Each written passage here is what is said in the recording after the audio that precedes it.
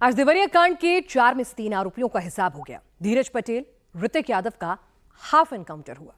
तीसरे नाबालिग आरोपी को पुलिस ने गिरफ्तार किया और अब चौथे आरोपी की तलाश में जुट गई है। बेटियों की सुरक्षा योगी सरकार की टॉप प्रायोरिटी है और इसके लिए यूपी में गोली भी चल रही है और 9 अलग अलग ऑपरेशन भी। योगी राज में कैसे हाफ एनकाउंटर से क्राइम पर फुल कंट्रोल चल रहा है, आइए इस रिपोर्ट में समझते हैं।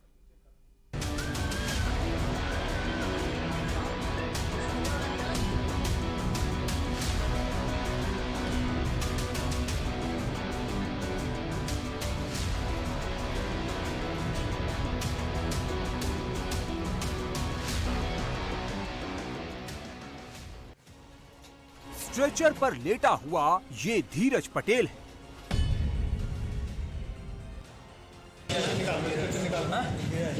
धीरज व्हीलचेयर पर मुंह छिपा रहा ये ऋतिक यादव है। अपनी गलती को पछतावा है? दोनों के पैर में गोली लगी है। दोनों का एनकाउंटर हुआ है, जिसकी डिमांड देवरिया में जोर शोर से की जा रही थी। ये दोनों करीब 72 घंटे से पुलिस से भाग रहे थे, पुलिस को चकमा दे रहे थे। इन दोनों को पता था जैसे ही पुलिस से सामना होगा 100% गोली चलेगी, इनको लगेगी, क्योंकि इन्होंने ऐसा ही पाप किया था। 4 अक्टूबर को धीरज पटेल ने ऋतिक यादव ने देवरिया में 2 बेटियों की जिंदगी बर्बाद करने की कोशिश की थी। टोटल 4 लोग थे। ये जो नारंगी रंग के कपड़े से चेहरा ढका है वो ऋतिक यादव है, जिसने साइकिल को पीछे से पकड़ा था। ये जो बाइक पर दूसरे नंबर पर बैठा है, जो बाइक से नीचे भी उतरा था, वो धीरज पटेल है। इन दोनों की हैवानियत देखकर बेटियां भागी थी।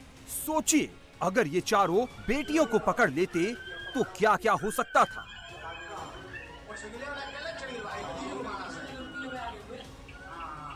जो बाइक चला रहा है उसका नाम विवेक है।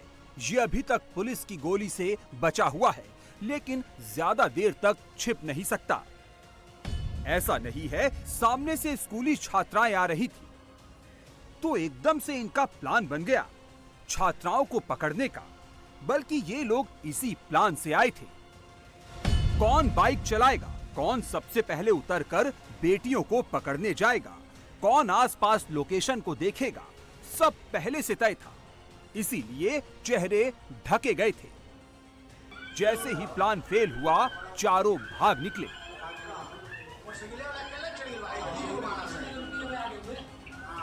जिन पैरों से ये लड़कियों को पकड़ने दौड़े थे, अब धीरज और ऋतिक कभी इन पैरों से ठीक से चल नहीं पाएंगे।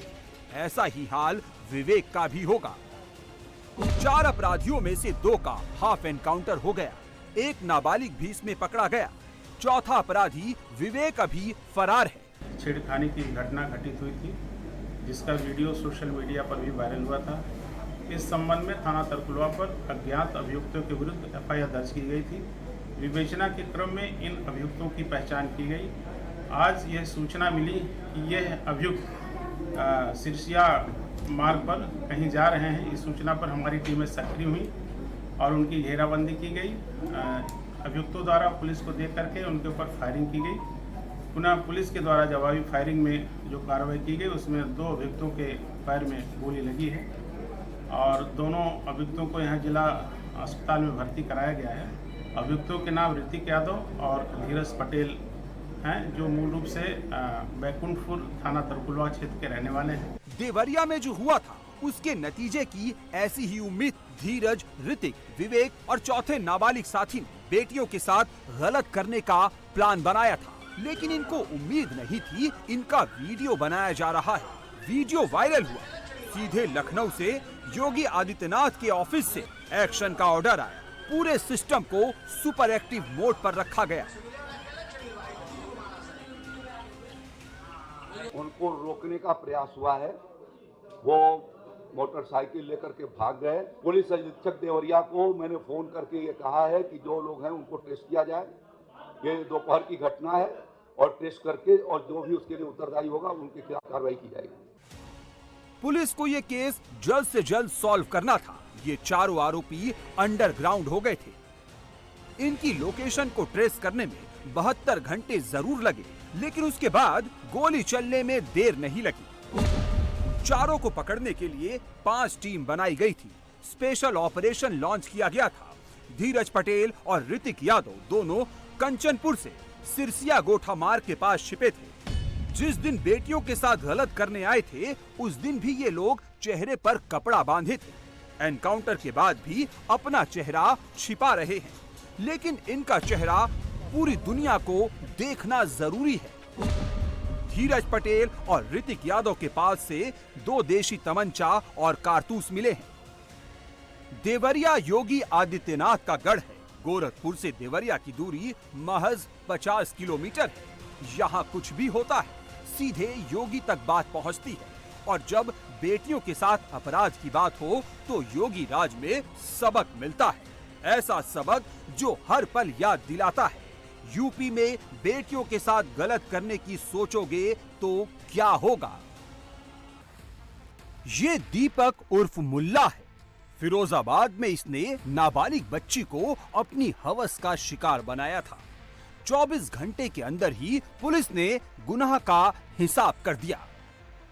अब इस दरिंदे की हालत ऐसी है कि दोनों पैरों पर ठीक से खड़ा होने की बात तो छोड़िए, अब ये ठीक से चल भी नहीं पा रहा है।